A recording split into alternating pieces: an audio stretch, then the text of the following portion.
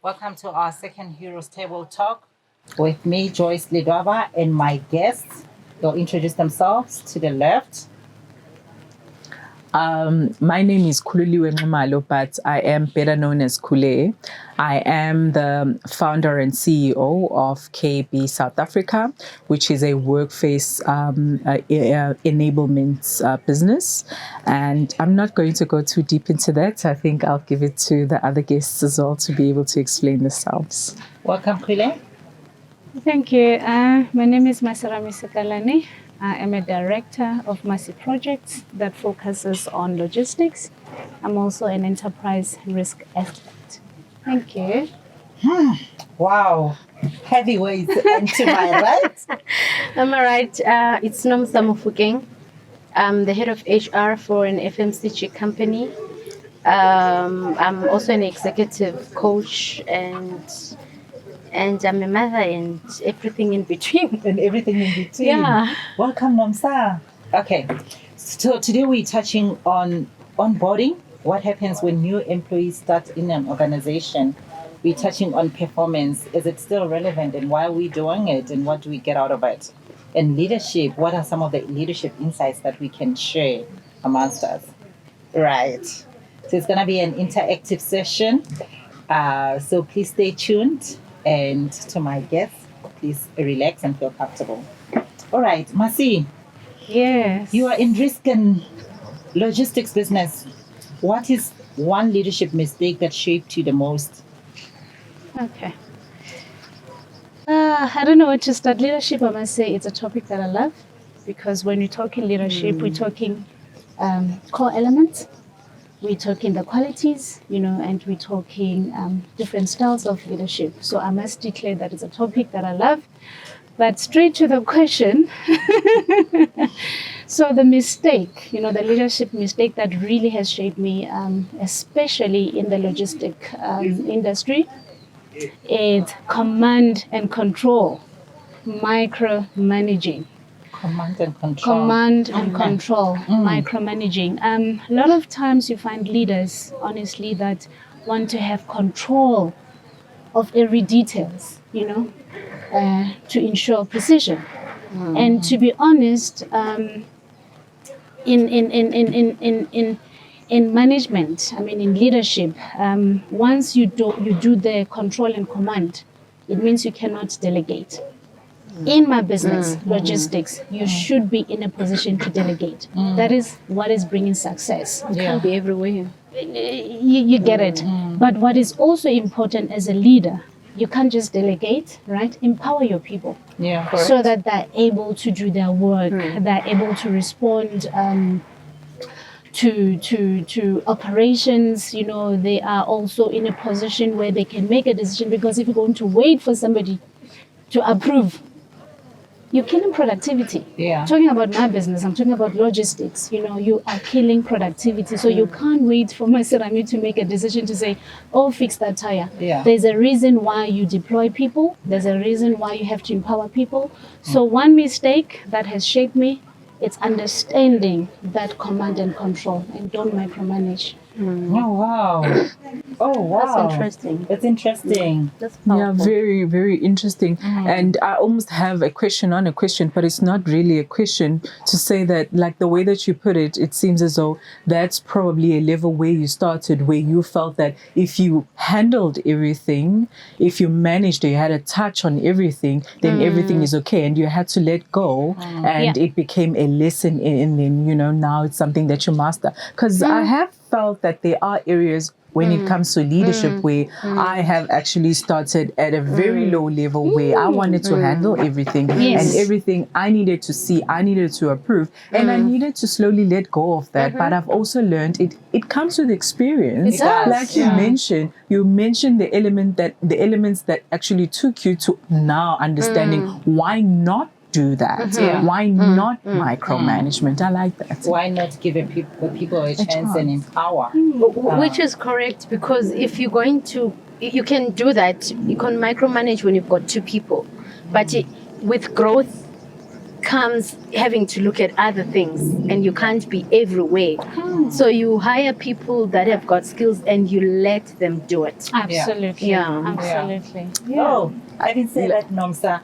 So you are an HR executive, right? Mm-hmm. What does good leadership look like in today's hybrid and remote environment?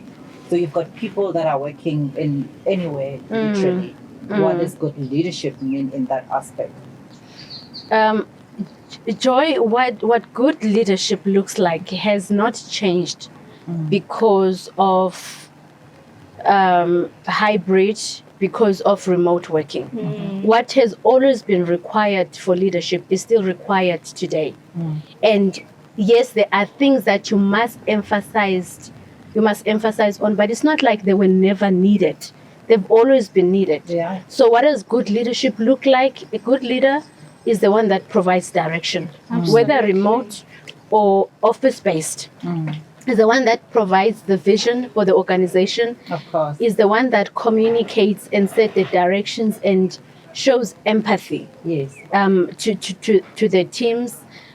Is the leadership that cares about employees' well-being, that is adaptable, that is flexible, and that is concerned about employees' leadership, and also very collaborative. Yeah.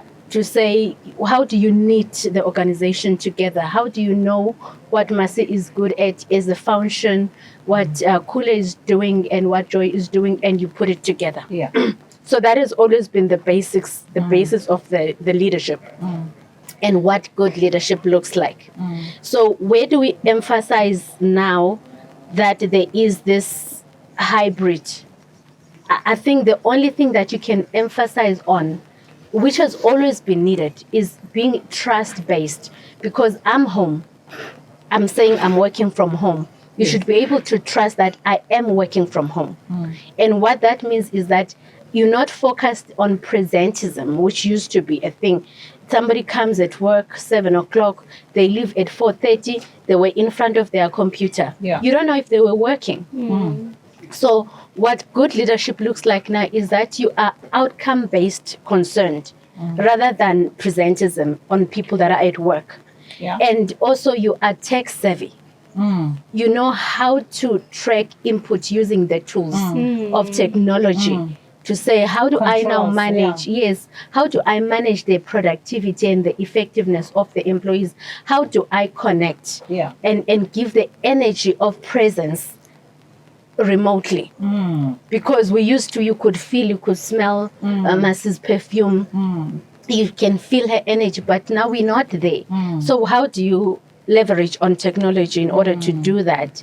And what is also important is that you are now flexible, because we've never used to be flexible in terms of doing things. We are now required to do things a little bit differently. Yeah. So flexibility has always been necessary as part of leadership and what good leadership looks like, but it is more important and relevant now to be flexible as a leader. And also the issues of inclusivity. To say, how do you make people feel included? Because in the office space, you could just come to the office and we all meet in the boardroom. Yes. But now the dynamics are different. the dynamics have changed. And you now need to be able to say, how do I become inclusive? To say, maybe Nomsa doesn't like working from home, but maybe Khule does. Yes. And maybe I want some days, because I've heard people saying that this working from home is like I'm living from home. I need to leave my house to feel relaxed and work somewhere else. So, and one topic which I love and I think all good leaders should be looking at is the issue of employee well-being. If you're going to say what good leadership looks like, you've got to be concerned about the employee well-being. Taking care of your people. Yes, because COVID, which really fast-tracked this hybrid and working from home, has also unveiled and exposed a lot of things that were not on the surface. Of course. We were talking about something with someone, and I don't know what the statistics will say, but somebody said 3 out of 5 employees that you are dealing with as a leader are suffering from some kind of a mental health Yes. challenge. So if you're not going to be able to manage that, especially in the aspect of in the context of a remote working and hybrid, you are not going to have a good looking leadership. That's a very important part because sometimes your employees are stressed. Are you aware that they are stressed? I like what you said. To your point, both of you, Massiey spoke about control, you spoke about delegation, you spoke about empowering your people, and you further emphasized on collaboration. Collaboration is the new currency, and the systems and control, understanding in terms of what your employees, whether they're remote or hybrid, what are they doing, and bringing the well-being into such space. That's very powerful, and that's the traits of a good leader. Thank you, ladies. So again, I think from what she has touched on, when she's saying the well-being, sometimes we don't even know if the conditions at home are conducive for somebody to work at home. So if you are not, if you are detached from reality, you wouldn't know. You wouldn't know. Some colleagues, wouldn't know. or employees don't prefer working from home because the environment is not enabling. Is not conducive, So Thank you for that. So Khululiwe, you are in retail space now, consulting full time. So leadership looks different from tourism and retail because of the level of the employees that you tend to lead. How do you ensure alignment between the team goals and the organizational strategy? I think the most important thing that you firstly take a look at is the environment that you're in, very fast-paced, and the different levels that you are speaking to. In the end of the day, speaks to the bottom line, which is the people that are actually doing the job, right? Yeah. So it's definitely going to link to how every strategy that you have put in place translates to an everyday task. So the most important thing that you now have to do is you're not only taking a look at just your goals and them translating into how people are doing them. You need to speak to your OKRs. We go back to traditions when we are in retail and when we're in hospitality and tourism, right? We always want to take a look at the objective, and we want to take a look at also what are the key results. And if you fail to break those down, if you're not going to break down your OKR and how it's going to be translated into your different departments, you're going to see misalignments. So in most of the cases, the most important thing that you should also do is just before you take a look at what the OKRs look like, you also take a look at what are the themes that you are going to have to implement in different departments, because you've got different departments which operate differently. And now when you get to those that are actually bringing in the money, who are at the customer's face, how is this going to translate? You make sure that each and every employee at each and every level understand what is the true north, which is the biggest objective of what you're looking for from your strategy, to ensure that there's no misalignment into how you're going to achieve that. And in most of the cases, because it's so fast-paced, the most important thing that you should always take a look at is what are you going to put in place in order for the person to still be motivated. So it becomes your core to implement what you call your incentives, right? And the reason for that is I need to, as an individual, be able to understand what's in it for me in order for you to be able to transact from what you're looking for from your strategy. So it also goes back into leadership. Yes, leadership is beautiful, but what we mostly take a look at is the principles of leadership, not taking a look at also what is the core of what people are, which is empathetic. It is the touch, it is the look, it's the feel. So we've got policies that you're always putting in place and things that guide people onto how are you going to move from this step to the next step. But are you taking a look at how does this translate? Let me give you an example from a barista. who is working long hours, who's assisting the business if there is a barista who cannot make it into work. So are you going to say that you're going to be so strict in your policies that you've put in place, your standard operating procedures, and not take a look at empathetic leadership when you are imposing whichever phase of your structures that you are putting in place? So in short, to close that off, you take a look at quite a number of key areas before you place your strategy and make sure that the key people understand what you're looking for. And also what's key is you making sure that is everyone very clear about what strategy needs to be implemented? Because you always see it in translation in the business. If the actual strategy itself is not clear to your leaders, you see it in translation and you see it in the frustration of the employees, and then you don't see results and you keep on blaming certain things which are not actually tribute to what you have actually done. Your North Star was actually just not clear, and you actually was blindsided by actually taking a look at that. And now you're looking at numbers, because you always say numbers don't lie. But do your leader, or does your leaders and your management understand exactly what to do from what you have? That's a critical point. Thank you for saying that. So it's important for leaders to be able to understand their business strategy in order for them to cascade it down. 100%. Because, like, to your point, if the leader is not clear, you see with the employees that they are leading. You see it.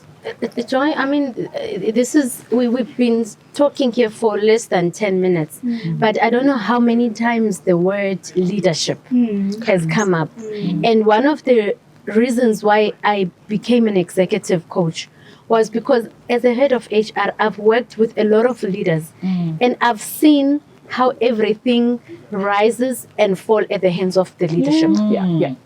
And if leaders cannot be strategic and empathetic, a strategic with a mind to operate, they will not be able to translate to a barista.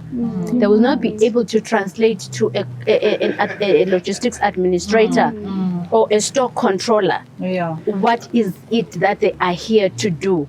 So there is I think it's an American president that I cannot remember now the name, who says that everybody must know what they are doing in order to put the men to the moon, something like that. You know, so everybody must understand that I am in this business to do this, the business that we are manufacturing oil. 100%. And be passionate about that, and know that I am cleaning in order to create an environment for us to sell oil. I am thinking about what is the next variant, where is the next business that we need to embark on in order to enlarge the business. Everybody should be able to understand how that links to. So I cannot say more on what you've said, that the leadership is the thing. The fish rots from the heads for real. True. To your point, thank you for saying that. That's actually powerful. So as a leader, Nomsa, in your environment, what is the role of managers versus human resources? What role do they play in the success of onboarding? Now we're onboarding the new people, and we want the strategy and the leadership to translate to those people that we're speaking to Khuli's point.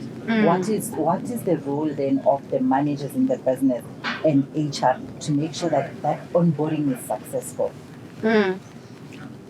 Whenever someone asks me a question of what is the role of HR, what is the role of manager, I always park that question and rather say, what is the role of the organizations in making onboarding effective? Obviously, each person needs to know what they are doing, but it should be understood. Onboarding should be understood as an organizational strategy, because you are bringing people that are going to contribute into your organization. And if you do not prioritize the onboarding, then you've got this thing wrong. So if you separate and segregate the duties, I would say to your question, HR will be responsible for ensuring that the onboarding is an organizational strategy, as well as there are systems and policies in place that encourages that onboarding is necessary.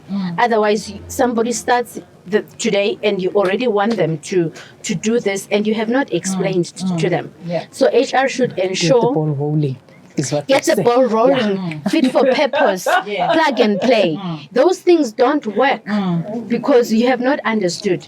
So in my view, HR should ensure that there are policies and there are monitoring strategies to ensure that this thing is taking place, as well as check-ins and the organizational culture. Yeah. What does it take to succeed in this environment? Have we defined it? What is it that you need to do in order to help yourself grow and help the organization to achieve its purpose? So if those policies are in place and the programs are in place, from making sure that while I was being interviewed to the first day I sit in the chair, all of those things are in place. Yeah. The systems that I need to use are effective. The training that I need is on the roll. The objectives are set. Then the manager should make sure that they complete that on person. You know, how does it That feel, interaction, yeah. that interaction, and what are the objectives within the next 4 weeks that the person needs to have in place, and how do you ensure that it gets done? Who do you need to have in order to, who is your network? Who are the people that you need to collaborate with? Yeah. And as well as just continuously check in and support, coach, and guide. And that completes the leadership. And that takes for granted that things like laptops, things like desks, and things like locations are sorted. Then once you've got that systems and you've got managers sharing what the objectives are, and they're backing that up with check-ins, the onboarding should work. I like that. I like the fact that I think the key takeout for me is the fact that onboarding shouldn't be a manager versus HR thing. It's Correct. an organizational thing. Correct. And all of us coming together, we make it work and make sure that the employee feel comfortable and feel welcome enough in the space to be able to add value. 100. That's the cost of it. So, Khule, you are an expert in learning and development, right? So with your experience, what metrics should organizations track to evaluate their onboarding success? All rounder, I think the most important thing that you should look at is time to productivity. The person is new, they're coming in. How long does it take the individual that you have hired before they can actually get productive? So your new hire net promoter scores become key. Yeah. You look at what are you going to put in place on your first 30 days in order for you to see all the plans and the onboarding processes that you have in place is actually working for the person that's actually coming in. And also have a matrix on the number of people that you keep within the actual first 6 months. Oh, yeah. And when you're doing your evaluations and your reviews on your new engagements, you need to also take a look at when they're giving you feedback, what are the actual telltale signs that you did this excellent from what you've put in place or from the people that have been taking in these new employees. The difference between the two is that you've got people who are seasoned, who understand how to take people in, and sometimes even bend the rules when it comes to how you onboard people using your strategies. And then you've got strategies that you've put in place that should be used by anyone walking into the business using the by the book. So which one is actually working? So how do you actually gauge? You gauge it from the actual review itself, because the person is new and they're going to give you their honest feedback. And then if you actually dive deep into that and very intentional about your onboarding processes and the quality of the people that you keep and how they feel about the business, you will then start adjusting from those and actually take key metrics that actually work based off of what people are saying and not what looks good on paper. Because often we always want to take a look at what looks good on paper and we always say 30, onboarding day 30, day 60, day 90, day 180. How effective is it when you have put it in place and when you are doing follow-ups? Can you really say when you're giving me a review that you've taken a look at each and every stage and in all of those stages you're taking honest reviews and you are actually making use of it? What is your own key matrix you have in place for you to measure that? Or is it just looking good on paper? Power. And I think this asks for organizations to be brave and intentional about what they ask. Not to have these surveys that are already pre-cooked to get a kind of a favorable responses. Ask employees, what do you want us to ask in order to get the value of how effective is this particular process? I like that. I like that. And the very most important part I want to take away, its key takeaway that I guess for everyone is that, is it actually intentional or is it just pen, paper, and ink?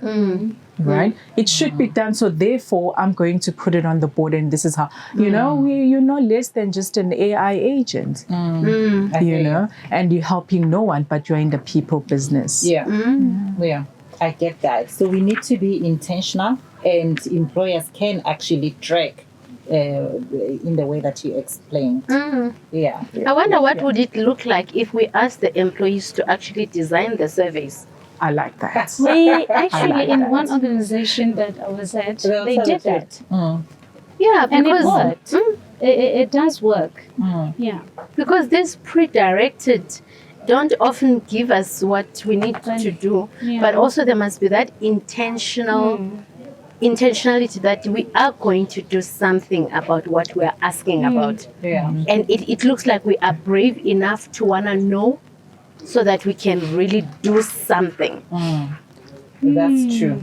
So coming to you, Massiey, you are in a high-risk, male-dominated industry, right? So how do you onboard heavy-duty drivers? I like that she's saying drivers, right? Yes. My passion. The way the driver brings a smile. It does, right? Look, it's a very structured process, I must say, right? But we need to ensure that when we are doing onboarding, compliance is very important. Safety is very important. We are regulated, by the way, so we can't just do as we please, right? So we do the pre-boarding, which is everybody, we do your checks. Do you have valid documents? Are you medically fit? You must understand that this job, we don't have day and night. Sometimes you can be on the road for more than 8 hours. So medically, we need to know if you are fit for purpose, right? Your traffic offense, that is critical. We don't just want to inherit problems and then we have to deal with, so we do our whole screening and background. And what also we do orientation. No, it's the truth. We must satisfy ourselves. Orientation becomes critical. You were talking about the issues of policies, the procedure, our safety protocol. And let me tell you, the drivers' colleagues, I'm saying colleagues, like we are colleagues. You are colleagues, right? There's a lot of technology, right, that they must know how to upload the documents. So part of your orientation, teach them about the system that you're using. You don't just fill the documents, you must upload them, you must send them. We teach them about customer centricity. That is very, very important. You're just not going to go out and talk however you want, present yourself however you want. Customer centricity is very important at that level as a driver. Also, we are an organization as well that want to support. We're not going to just throw you, we mentor you. How do we mentor you, in this journey? Whether it means one day you have to be with a senior driver, inspector, you're on the road, we teach you about the routes and stuff like that. So also, you're not going to hop into a truck. We're talking about 34-ton truck with people's goods. and you're going to be reckless. You're not going to do that. So we are with you on the road, teach you the routes, support you, mentor you. How do you do this? So that's what we do as well. We need to make sure that we reward, a good behavior. You can't be on the road for 8 hours and we don't care about your well-being, which is what you're talking about. In the event where there is emergency, what happens? Who do you talk to? Do you have your, how do you do a pre-inspection? Because you can't just hop into a truck, same as us, stop hopping into your cars and go. You do pre-inspection. Is the tires are okay, airbags, everything, post your trip, what is it that you need to do? So we will guide you, we will mentor you, we will make sure that we support you, because we understand it's quite hectic. You have left your family, sometimes you're gone for three weeks. How do we make sure that you're well-being? How do we support you? So our onboarding, ma'am, it becomes a very critical process for us. We're very strategic. We also don't want to take a risk of just taking everyone. It's critical. You're on the road, prone to accidents. So we should make you comfortable and we should support you. So from what I'm gathering from you ladies is that onboarding it's extremely important and it needs to be done right and it needs to be tracked, because that's how you add value to these employees that are joining the organization, because they are also still making impression about the organization they have just joined, right? And it's ongoing. Yeah. Thank you for that. Yeah. So Khule, in tourism and retail, traditional performance reviews and performance management system holistically, is it still relevant? And if so, why? And if no, why not? The short answer is performance review, relevant, yes. Traditional, no. You see, we're in a very fast-paced environment. So if you're going to take your traditional methods where you only do what we call performance reviews in your traditionals, is you're almost taking an autopsy. It's at the end of the year. What have you done and how has it been and what were the results, right? It's autopsy. Yeah, because to her point, sorry to interject, because once you've onboarded these employees successfully, you expect them to perform, right? Yeah. So end of the year performance review, now you want to say, what have you done? So with the fast-paced environment, it's almost what we call a continuous feedback review. You don't want to fix the leak in the roof when the house is already flooded. You want to make sure, you want to make sure that as things happen, there are certain assessments and matrices in place that actually tell you how the business and the people is doing now, so that you understand, am I going to measure you weekly, monthly, or per quarter, right? And in order for you to now fix, because sometimes this is why sometimes you even feel that people feel like HR is punitive, because now you're going to come and performance review me, performance manage me actually is the right word. But I don't actually even feel like that you've got everything put in place in order for me to perform, to get my point. So if you were going to actually performance review that and do it, maybe per quarter, it's going to be much more useful. You can fix all of the issues that you may have not picked up per individual, per department, as quick as possible, rather than going into the end of the year. And then you are telling me, I'm not going to be able to give you a full 100% bonus because you did not achieve this, and that, the other. I didn't know. I was not aware. There's nothing that was actually guiding me to actually getting the 100%.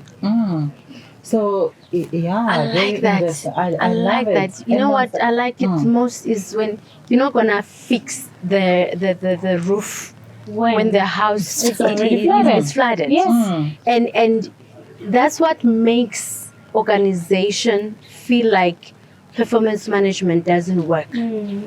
So what I always emphasize in the profession of HR is that if you are a good leader and you know what you are doing, you should use performance management as your strategy. Absolutely. And you do that every day. Yeah. Not when You the don't house wait. has flooded. You don't wait. Yes. I shouldn't be Yeah. surprised in the Yeah. media Yeah. review Yeah. that Proactive, oh yeah. no, I'm not. I should know continuously because the organization is Just check-ins. Yes. Check-ins. Check-ins. Yes. correct and just talking about what is it that you want to do. It starts from defining what needs to be done. Yeah. And defining how will you track it so that by the time you should have achieved it, it was clear.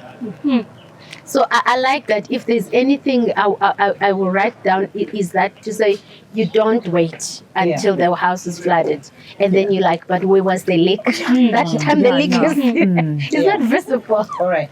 I like that. So, ladies, how do we give feedback that drives improvement without demotivating employees? Now the employees are performing or they are not performing. So there is or there is lack of. How do we give feedback that is not demotivating?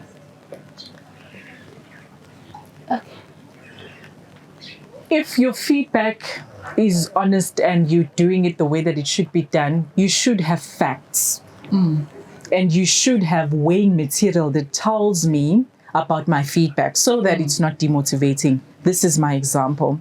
If you're saying me, you're giving me a certain score in a certain area, you need to actually tell me and also give me examples, making factual information that you have of me to say, this is the reason why I'm giving you a 4. In July, we had a new project we implemented, and this is how the project went. So therefore, due to the fact that this was the outcome, this is a 4. If you had achieved this score, you would have gotten a 5 because it was a success of a project. You are giving, it's not demotivating. You're giving me feedback based off facts and information that I can actually make use of. And therefore, when you're building that conversation, how can I actually get to the 100% when you implement it? This is when you have a coaching session with your manager. That's how it's actually built up. You're not telling me information and you're not actually giving me relevance to it, so that, I mean, feedback is construction. Yeah. This is why they even have a model of a feedback, right? A feedback burger model, right? If you still remember it, you're constructing. So what are you constructing from if you're not going to tell me where the base is? This is the reason. This is what I have seen. Facts. I've written it down. That's why they even say note it, write it down, so that when you're giving me feedback, I'm not going to feel bad. You're giving me facts. And you're not picking on me, whether we have a good relationship or not. Absolutely. I've actually done what you're actually telling me. You know, you give me facts. So that's how I always want to have my feedback. I'm not going to give you feedback if I don't have relevance to the feedback that I'm not going to give you. I'm not just going to give you an 8. This is not beauty, guys, which is So to the eye of the beholder. she touched on the score. That's why I think it's imperative that we use the scorecard. Yeah. This actually makes you to check your own performance, Yes. right? Yeah. It helps you, and you can self-correct. That's why we don't have to wait. And in all honesty, the check-in, how did you think you performed? How did you know? It's having those conversations to say, how did you think? How do you and by the time I'm going to give you a feedback, you would have done yourself a favor and looked at your performance. 100%. You would have done the self-correct if you need to. So it won't be a surprise, because we've walked the journey. We have walked that journey of... You know yourself. Thank you. Thank you for that. Yeah. Yes. So your question was, how do you give feedback that is not demotivating? Yes. And that question has an arbitration inside it, because it's already assuming that the feedback that you are giving is not positive. So I want us to look at it in a different way, to say, how do you give a constructive and real feedback? If it's real and it demotivates me, it's okay. I'm not going to try not to demotivate you, but I'm going to try to be truthful and in that feedback. And if it's good feedback, then it's fine. I keep doing that. If you're not doing what you are expected to do, and I am letting you know that you are not doing it, it's really doesn't matter if you are demotivated. And maybe you do need to be demotivated so that you can pull yourself back up and understand, how did it get here? Yeah. What was I supposed to do? Yeah. And how have I done? How were we monitoring it? Yeah. What stood in the way and what enabled it? And then so that when I get feedback, I accept it because it's truthful. Yes. Whether it's encouraging, whether it's demotivating. Thank you for that. I think so. Thank you, ladies. So we are talking about onboarding, performance, and leadership. So in wrapping up our discussion, ladies, what would you like to say to employees who want to climb the corporate ladder? From my side, I think they call it what? Strategic conversations. Let's start that conversation. Let me understand, where do you want to see yourself? You know, do you have any interest in, let's have those open discussions to understand, are there any skills, that you want us to assist you with? What is your plan? How do we then create a plan that will develop you? I think in a corporate space you do individual development plans. So let us start by having the strategic conversation. Let's start those conversations. Thank you. Yeah. And Khule? We are in an age where there's so much constant change that if you're only going to be taking a look at development traditionally, then it's going to frustrate you in the future. So I always say, if you're looking at development, you need to use the values framework, which speaks to deeply who you are authentically, what encourages you, what gets you out of bed, and therefore what are the skills that you need for this future that we are looking at. And then that's where you start from, you build from, and I think you just nurture and always just balance from that. So yeah. Thank you. So you spoke about growth conversations, you spoke about the skills for the now and the future. And Nomsa? So your question is, what would you say to an employee who wants to climb the corporate ladder? Maybe there are no ladders. Maybe not. Maybe there are no ladders to climb. Maybe the careers are not like this anymore. Maybe there are more lattices, Sideways. Even parallel. and parallel sideways lattices. Maybe that's what it means. Thank you. But what all the answer is the answer that I want to give is that understand what is it that you want to do, and find organizations that have what you want to do. And when you get there, do what you are supposed to do. Thank you. I find that growth comes when you do what you are supposed to do. Thank you. Yeah. Thank you for saying that. Yeah. Thank you, ladies. I really do appreciate. This is Heroes Table Talk. These are growth conversations that we're having, and we're out.